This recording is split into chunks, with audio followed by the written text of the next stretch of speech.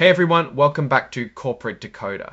Today we're diving into Gravity Co. Limited's annual report, and trust me, with a name like Gravity, you'd hope their financial performance isn't too grounded. Get ready for a bit of a roller coaster because this report has some surprising ups and downs. So what's the main story? In short, Gravity, a South Korean game developer best known for the classic Ragnarok Online, saw a dip in revenues this year, but don't worry, there's more to it than just that. We will get into it in just a second. First, let's get the basics down. This isn't just any report, it's their annual Form 20-F filing with the SEC. Think of it as the company's yearly tell-all to investors, covering everything from financials to risks. This report tells us that Gravity had almost 7 million shares of common stock outstanding as of the end of the year. Now, Gravity plays by a different set of accounting rules than most US companies. They use International Financial Reporting Standards, or IFRS. It is basically just like a different language for financial statements, but fear not, we'll translate the important parts. Alright, let's take a look at what we're going to break down today. This report covers a lot of ground, from who's running the show to major shareholders, potential risks, and of course the all-important financials. Before jumping in, let's clear up some jargon. When they say Gravity, the company, we, us, or our, they're talking about Gravity Co. Limited and its subsidiaries. It's like a family tree but with businesses. And when they mention one, it's about Korean currency. Keep in mind the forward-looking statements. These are basically Gravity's guesses about the future. They come with a disclaimer because, as we all know, predicting the future is harder than beating a video game boss on the hardest difficulty. Time for some reality checks. This section outlines the potential landmines that could trip up Gravity's business. It is always important to understand the risks a company is facing, which are many, and they are real. Here's a big one. They heavily rely on the success of Ragnarok Online and its spin-offs. If that game loses its appeal, Gravity could take a major hit. It is never good to rely on just a small number of items for revenue generation for a company, since if that one item has an issue, the whole company takes a hit. New games are the lifeblood of any gaming company. If Gravity fails to launch attractive games, they're in trouble. Mobile gaming is the big thing these days, but it's harder to make money from mobile games than from the old school online games. This is mainly due to higher fees charged by mobile platforms. A significant portion of their revenue comes from licensing their games to other companies in different countries. There are risks of mismanagement and misreporting with that business model. This can be risky as they depend on those licensees to do a good job distributing and marketing the games. Speaking of reliance, Gongho is not just a licensee, they are also Gravity's majority shareholder. Basically, there is the risk that they can decide everything. Here's a sign of the times.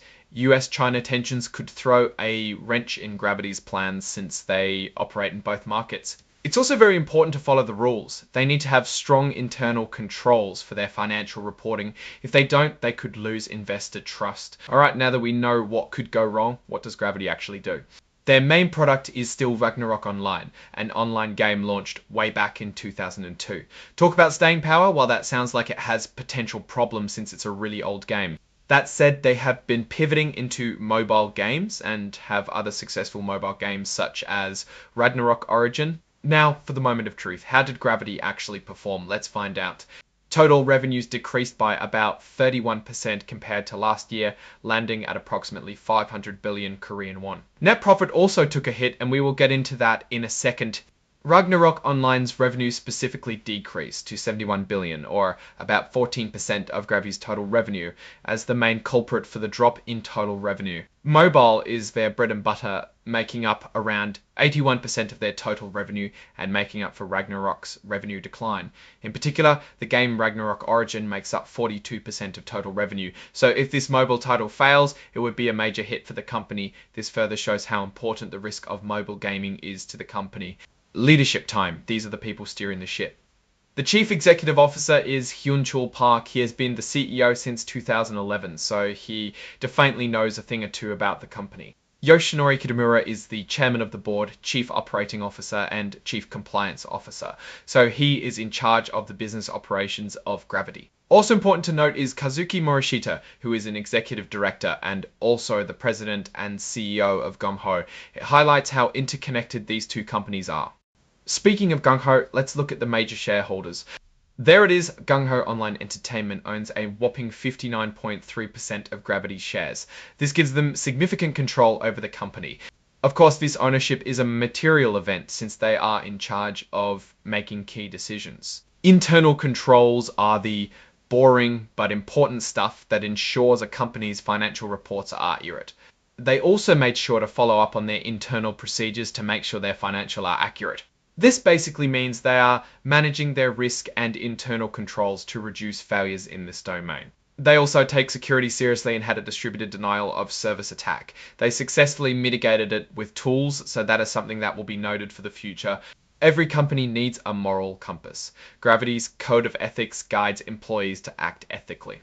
They are committed to ethical practices by following their guidelines for ethical behavior. And with that, we reach the end of the filing. Now, what's our final take on Gravity? Well, their reliance on a single game franchise, Ragnarok Online, is a clear weakness they have been trying to address with the development of mobile games to pick up the slack. Their strategic relationship with Gung Ho is a double-edged sword. It provides support but also creates potential conflicts of interest. To improve, Gravity needs to diversify their game portfolio and also their partnerships outside of Gung Ho to allow them to stand on their own 2 feet. Ultimately, Gravity is really dependent on the performance of those mobile titles to see if they can stay afloat given increased industry-wide competition. And if they can do that, I will definitely be impressed. Thanks for watching Corporate Decoder. If you found this breakdown helpful, hit that like button, leave a comment and subscribe for more deep dives into the world of corporate filings. Until next time.